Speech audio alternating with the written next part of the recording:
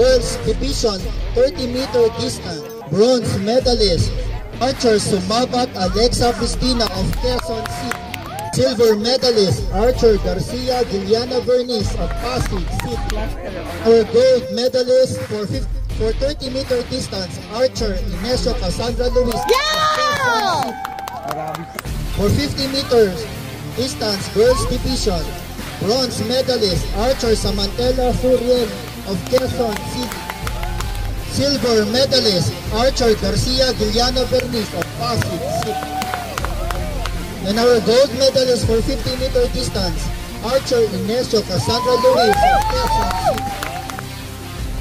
Girls division 60-meter distance, bronze medalist, archer Inesio Cassandra Luis of Quezon City.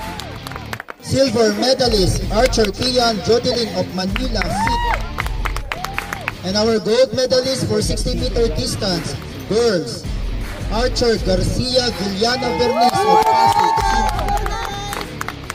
70-meter distance for girls, bronze medalist, archer Sumabat Alexa Cristina of Quezon City. Silver medalist, archer Inesio Cassandra Luis. Our gold medalist for 70-meter distance, archer Garcia Giliana Bernice of Pasig City. For girls division 14-40 round, bronze medalist, archer Sumabat Alexa Cristina of Quezon City.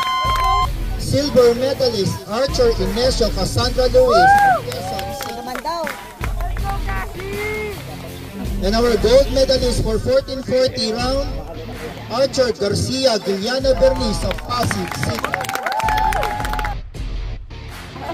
For team event, girls division, bronze medalist from Taguig, Cateros, archer Danga Marie Alfonse, archer Tay Noel Lucia, and archer Valencia Ariana Bernice.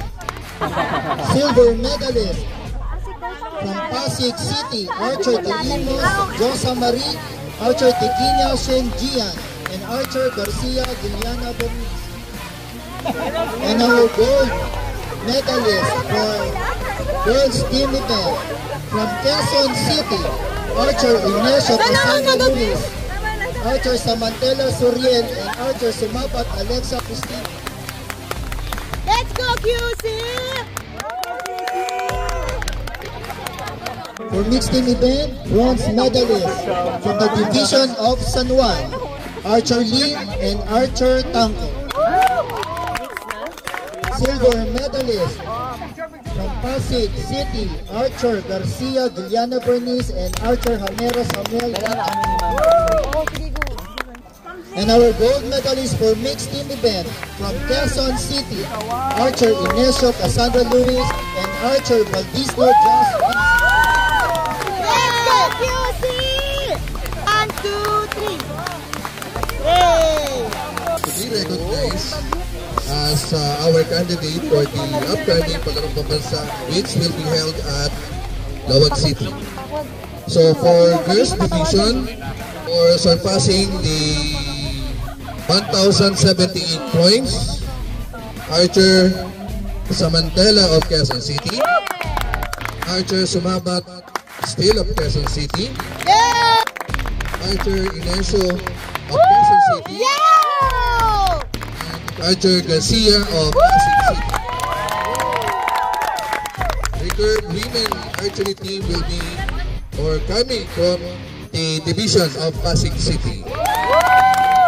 Next, for the boys or men team, for surpassing the 1,142 points, may I call on archer Gomez of San Juan City, archer Santos of San Juan City, archer Sula of Las Piñas, and our fourth team member, archer Tanco of San Juan. Our coach for the boys or men team will be coming from San Juan City.